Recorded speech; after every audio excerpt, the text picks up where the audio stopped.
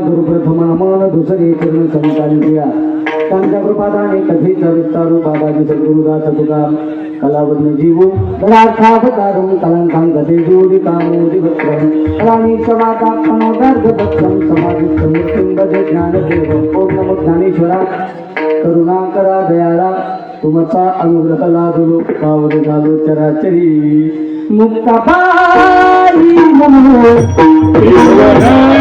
पावनी मुक्ताबाई नमो त्रिभुवन पावनी मुक्ताबाई नमो त्रिभुवन पावनी मुक्ताबाई नमो त्रिभुवन पावनी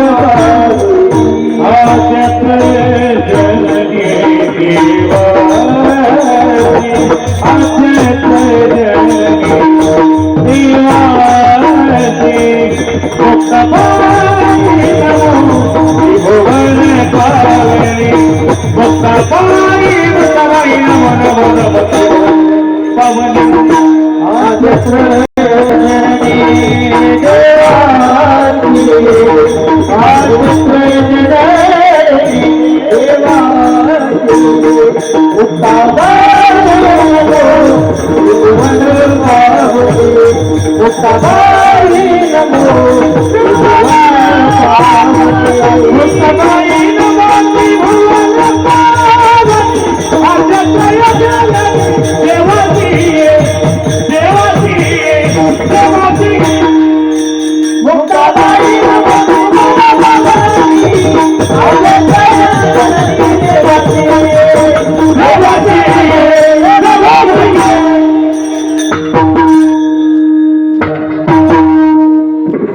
मी खाली बसून तुम्ही नुसतं चलू द्या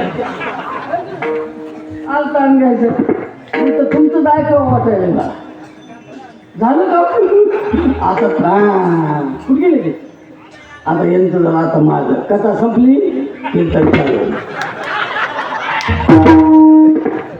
तुम्ही संपला म्हणला ना कथा संपली कीर्तन चालू तुमचं संपलं माझं चालू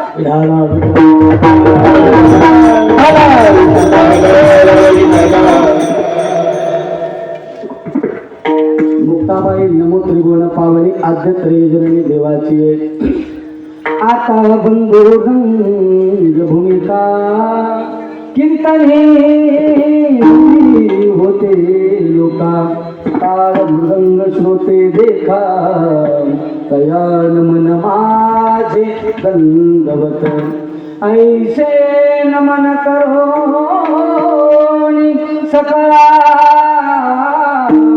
हरिकथा बोले बोबडिया बोला अज्ञान म्हणून आपुलिया बाळा सावली सकळा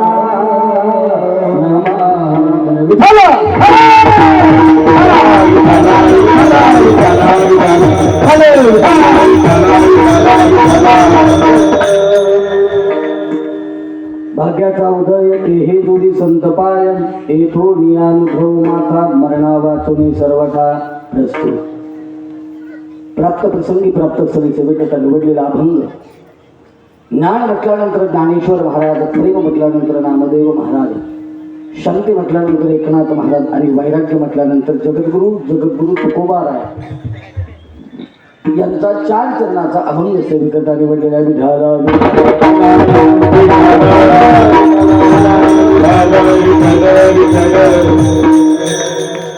अभंग सर्वांच्या परिचयाचा आहे, सर्वांच्या पाठांतरातला आहे. आणि अभंग निवडण्याचं कारण असं आहे, 3 दिवस मोठमोठ्या वक्त्यांची कीर्तनं झाली. 4थ्या दिवसाची माझ्याकडे सेवा समर्पित केली. अहो भाग्यम महो भाग्यम शास्त्रकार सांगतात की भाग्योदयेन बहुजन्म समर्पितेन सत्संग मंच लभते पुरुषो यदा वै. या राहेरचं वर्णन मी नाही करायचं. मला असं वाटतं वेळेचं आपण भान ठेवलं पाहिजे.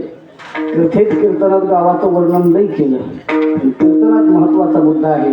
2 मिनिट सांगेल मी तुम्हाला. खऱ्या अर्थानं राहेरचं महाराज आणि माझं सद्भाग्य आहे. मला असं वाटतं मारुतरायाच्या दरबारामध्ये हे कीर्तन पुष्प समर्पित करायचं आहे. पण समर्पित करत असताना कथा भाग तुम्ही बरं झालं.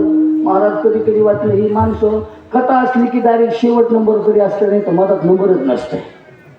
एक तर पहिला नव्हताच आपला, दुसरा बी कधी कुणी दिला नाही. पण हे डायरेक्ट 4था नंबर काढला माझा.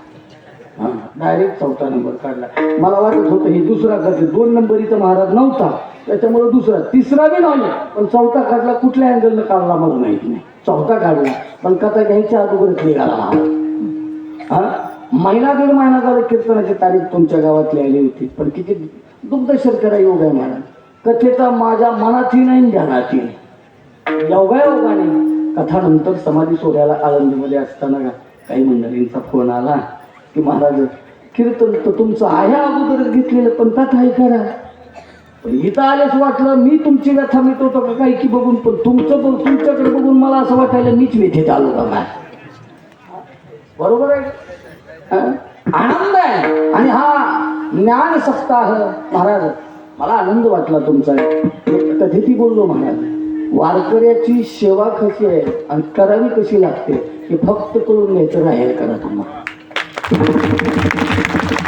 आदर मान करायचा कसा यांच्याकडून शिकलं पाहिजे महाराज. तुम्ही चांगली माणसं आहात, सांभाळता चांगल्या पद्धतीत तुम्ही नियोजन करता. तरुण मंडळी एकत्र आहे म्हणून सर्वांच्या चरणावरती एकदा नतमस्तक होतो. अन्नदान चालतंय, ज्ञानदान चालतंय. पण मला असं वाटतं अन्यने क्षणिका तृप्ती यावत जिवंत विद्या, अन्यने क्षणिका तृप्ती यावत जिवंत विद्या. शास्त्रकार सांगतात सकाळी खाल्लं तर संध्याकाळी भूक लागते, हे बरोबर आहे. पण ज्ञानदान असं आहे महाराज, एकदा खाल्लं ना तर पुन्हा कायमची तृप्तीच आहे महाराज. डबल खायची गरजच नाही. का हे अन्न आहे, आज आहे उद्या भूक लागणार आहे. शनय निष्ठा हा देहाचा किंवा जीवनाचा गाडा आहे. पण चलत असताना सुद्धा शनय निष्ठा नाही, तुष्टवा मात्र कीर्तन ज्ञानामध्ये आहे. हृष्ट आम्ही कदाचित दुसरीकडे होऊ शकतो, पण इथं ज्ञानदानामध्ये नाही. आणि तुमची ही जिज्ञासा पाहिल्यानंतर तुम्हाला सुद्धा मला कधी कधी आभार मानाविषयी वाटते की तुम्ही एवढं थंडीत सुद्धा शारीरिक पांघरून का असं आपण कीर्तनाला येतो. ते महत्वाचं आहे महाराज. आणि काय काय माणसं यातना बघितलं महाराज घोड्यावर, मला वाटलं हा काळ घोडा बसतो, आज बसतो का काय, बसतो का काय. मी म्हणलं माऊली माऊली माऊली माऊली. मी म्हणलं आज माऊली कुठं, मारुती मारुती मारुती मारुती म्हणलं तर घोड्याला शक्ती मिळेल. माऊली म्हणलं तर माऊली म्हणेल बस खाली. बरोबर आहे. म्हणलं धाकधक पहिलं मंडपात दिसतो आणि ती घोडं इकडून या आणि इकडून यायला म्हणलं ही एकदा घोडं तसं करायला मला हे पाडलं तर काय समोर. पण ह्यांनी काही सांगितलं नसतं तर महाराज वाजला घोड्यावर बसलो असतो दोन्ही हाताला. ती मला म्हणते गुरुजी हात सोडायचे. मी म्हणलं नको, हात सोडला तर माझं वाद व्हायचं. म्हणलं तुमची एकदा कथा व्हायची, माझी जीवनाची व्यथा व्हायची. म्हणून तुमचं प्रेम आहे, प्रत्येकाला आदराने इथपर्यंत आणताय. आजचा अभंग कोणता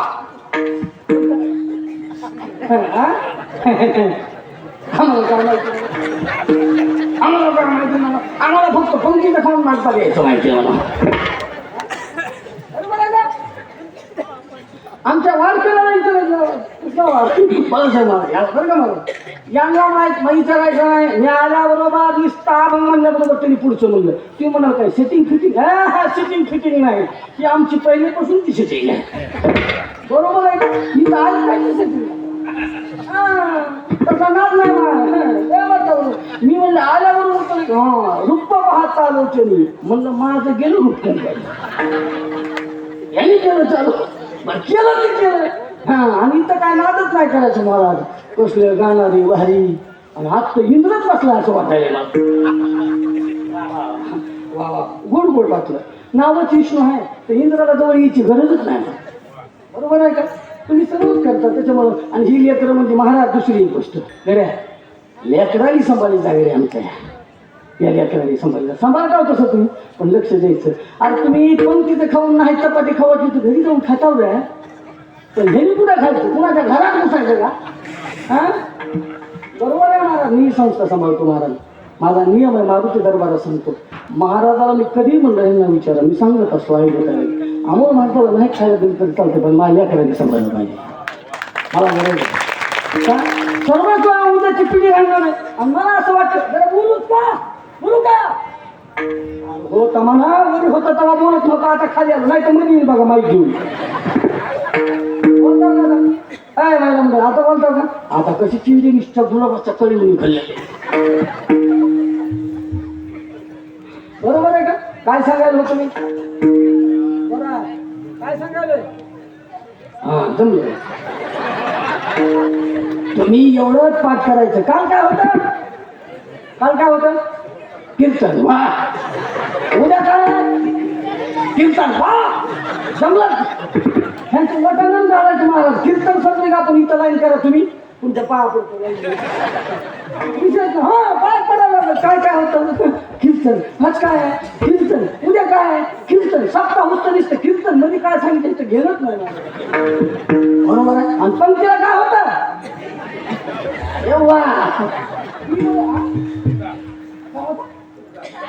बुंदा होता का बुंदा होता. तुम्ही आम्हाला बुंदा करू नका म्हणजे झालं. बुंदा होता